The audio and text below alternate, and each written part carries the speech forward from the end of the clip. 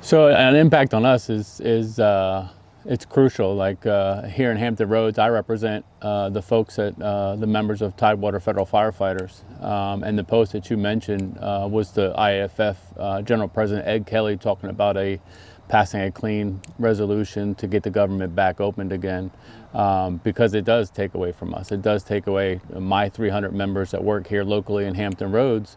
We're all still reporting to work, but we don't know when we're going to get paid. We've already missed half of a paycheck.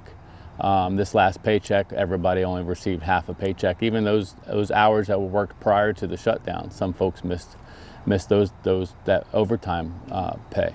So it's crucial. It's the government shutdown. Everybody focuses on DC, but when it boils down to the fact, it's us. It's the person that you go to church with. It's the person that you're shopping in the grocery stores with that are affected. Because we're not missing our pay, and the mortgage companies and the bills, they're not going to accept. Well, we'll get back pay when the government opens back up. I know that in there was something about there were some details about like the actual way in which you guys paid. Probably some details like something like KE, PE. I don't know if that was like a specific. Yeah, so right now we're being carried as KE in our time cards. It's basically furloughed. So we're furloughed employees. However, fire department personnel, just like TSA and air traffic controllers and police, we're all accepted personnel, which means we're essential personnel that still have to go to work, still have to go every day, and even though we're not getting paid until the government opens back up, fingers crossed, we're still having to report for duty and respond to the alarms and provide service. One of our trucks down at the shipyard, the Norfolk Naval Shipyard, was first in on that fire on Court Street just this past week. They were one of the first engines in. Our folks at the naval base, they were there when the president flew in on this past Sunday. This Thursday we have Jelly Roll and Gwen Stefani coming to the naval base. Our members will be there. They'll be there performing a service and making sure everybody gets home safe. And they're not getting paid, and we won't know when we will get paid. Is the fact that you guys are, you are this unique subsect of first responders here in Hampton Roads? Well, let me ask you this: the members have they lived through a government shutdown before? I know that there was one. What was last? I think 2019. Yeah, 2019. Another shutdown, 35 days. However, in that shutdown, there was a bill passed prior to the shutdown that ensured that we got paid. Okay. Unfortunately, this time there was not a bill passed to ensure that first responders or essential personnel did get paid during the shutdown. So this time it's different. It's different. It just has a different feel about this shutdown than ones in the past.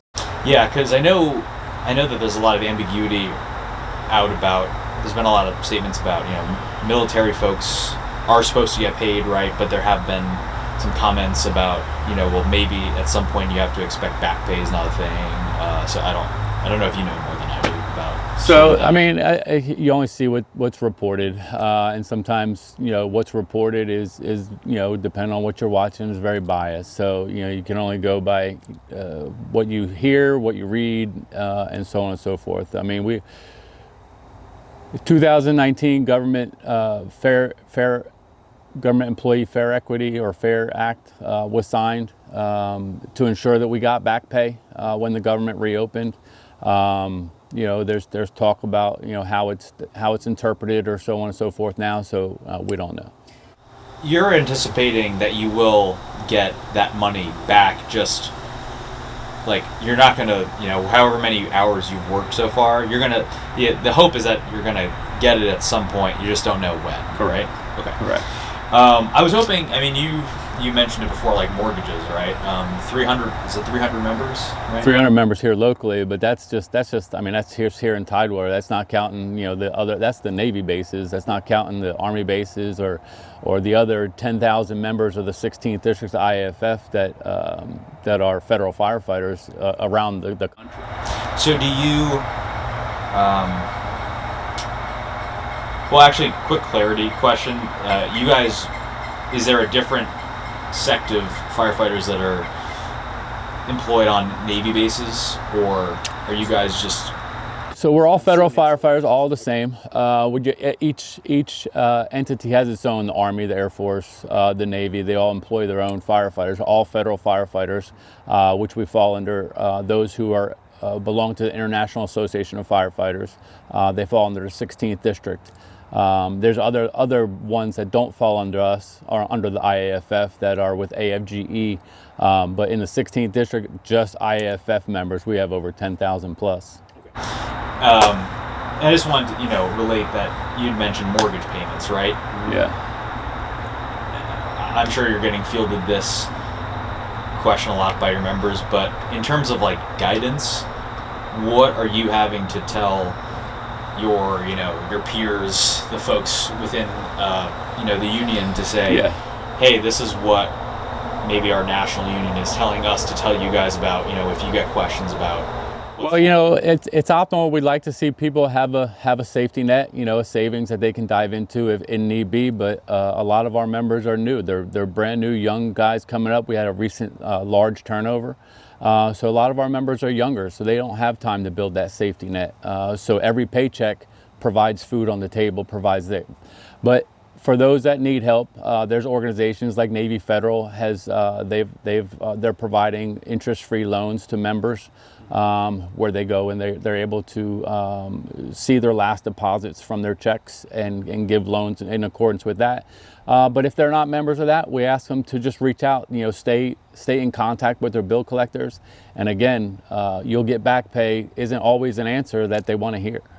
So unfortunately, when that happens, we have to keep our fingers crossed, I guess. How would you communicate, this is obviously a big stressor, right? I mean, there's a lot of things that can be stressors in someone's life, but I'm curious to just kind of know a little bit in more detail about how just this is sort of how this unrattles you, or how it's just unnerving. I mean, is it just, how exactly is it a stressful situation? Yeah, so, I mean, you call 911, you want somebody showing up at their best, right? You want somebody that's completely focused on you, focused on your problem, focused on your house, your belongings, your loved one who's having a medical emergency or whatnot. You want them at their best. You don't want them having to worry about, oh, well, my mortgage is 3 days late and I don't know when my back pay's coming. I don't know when the government's going to open back up. So it has its weight. It's weighs on everybody. And it's not just it's a problem like for everybody. Yeah. Just so people know, people are going to say, okay, well, that's just 300 people, right? I mean, do you want to push back against people that'll say this? And when we talk about, oh, well, what's the scope of this impact, this story? Oh, okay, well, it's just 300. Yeah, folks. So when I say that, that's 300 firemen. That's 300 firemen that are still having to go to work. That's not the countless air traffic controllers, the cops. I mean, this Hampton Roads is a bevy of military people that work for the military, and those military workers are federal employees. So again, like I said, when the government shutdown image comes on the TV and it's a picture of DC, that's not really the shutdown. The shutdown is affecting here your local communities and the people who work on those federal facilities. It's not. I'm speaking to you as a leader of 300 firemen who are still going to work every day.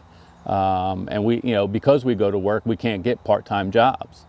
We can't get part-time jobs to supplement those bills. I was going to ask, I mean, is that part of the fact that you are required to come in? I mean, or is that just, is that a product of the way and, the installations need staffing for these units so that people need to come in? Is it something written in law? I mean, could you kind of explain why it is that you guys are, well, I mean, yeah, so it's every place is still going to have medical emergencies. Every place is still going to have fires. They don't take time off because the government shut down. The military folks that are reporting for duty every day, they're affected as well. Hopefully they get paid. I know there was something said about finding money for them to get paid. Fingers crossed they get paid, but they're still on base. They're still reporting for duty, and we have a job service to protect them. So we still have to go to work. and provide that service. So we're on day, I think 12, 13, something like that. I mean, at what point do we get to, and we're not just doing, local news interviews trying to get the word out. At what point does this become like just a critical, like we are, this is like the line of demarcation where things are actually becoming like really bad? I think day one was that line of demarcation. Yeah, I do, because you're messing with people's, the wives and husbands of our firefighters, the kids, their children. We didn't ask for it. We show up to work. We show up to work. We expect a paycheck. It's day one was the time to, again, I don't know if one of my other posts on our social media account was, we're not, federal employees shouldn't be held as pawns in a DC political game, DC chess game. We shouldn't be held, little pieces to a bigger problem. Is it frustrating that, there's just so many, I think this shutdown is really kind of opening people's eyes, or at least opening people's eyes for the first time in a while, that, the cascading effects of something like this are just so far-reaching. Yeah, they are. I think people are kind of coming to that sense. I think they'll get to realize that. Again, historically speaking, we've gotten paid in the past, the longest shutdown being 35 days. This, again, like I said earlier, this one just feels different. Like there's no movement in DC. Neither side's talking to each other. We just don't know. We don't know how long this is going to go, or how far it's gonna hurt. Anything else you just wanted to communicate?